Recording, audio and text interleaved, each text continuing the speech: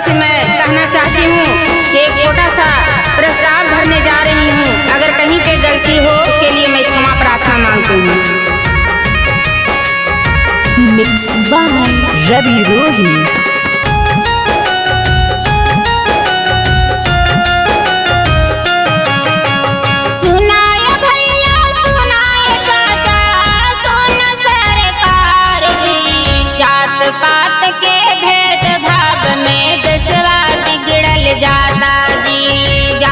पात के भेदभाव में देशवा बिगड़ल जाता जी। सुनाए भैया सुनाए चाचा सुन सरकार जी। जात पात के भेदभाव में देशवा बिगड़ल जाता जी। जात पात के भेदभाव में देशवा बिगड़ल जाता जी।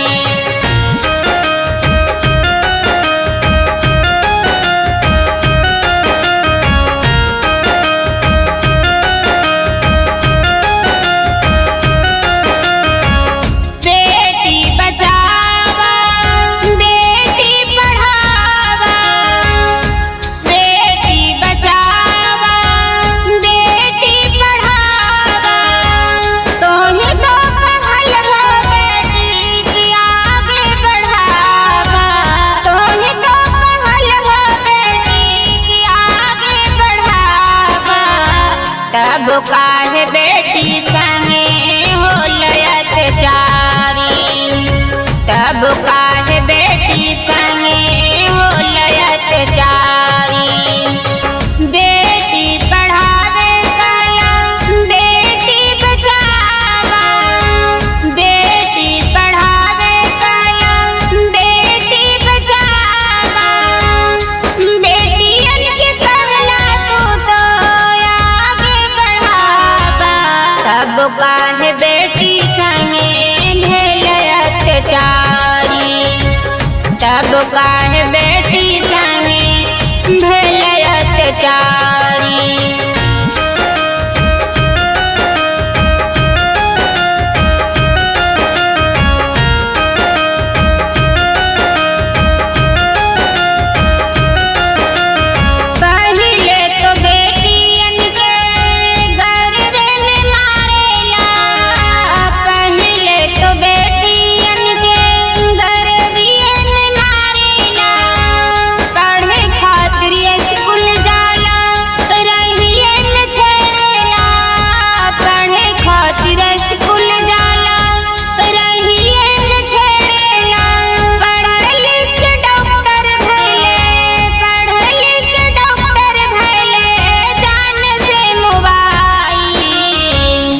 काहे बेटिए पे होलय अत्याचारी।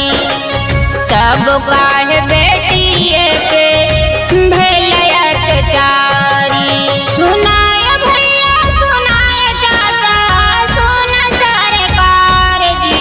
जात पात के भेदभाव में देशवा बिगड़ल जाता जी। जात पात के भेदभाव में देशवा बिगड़ल जाता जी।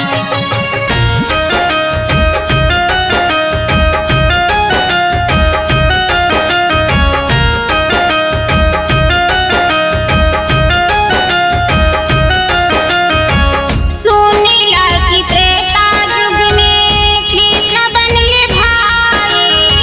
सुनीला की त्रेता युग में कृष्ण बनले भाई।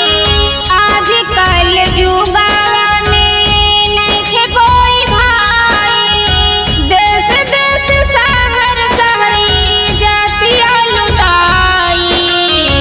देखा भैया बेटियन पे होलय अत्याचारी। देखा भैया बेटियन पे होलय अत्याचारी। जगने ई पापी मुदई घटना घटावला।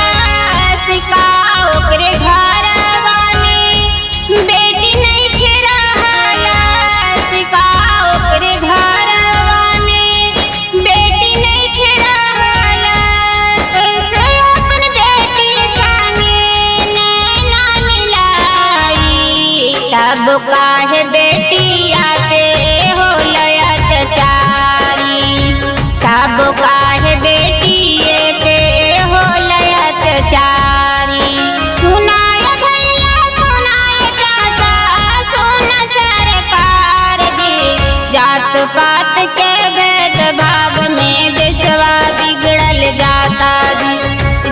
पात के भेदभाव में देशवा बिगड़ल जाता जी। Akshay recording studio पखरी वार्मा।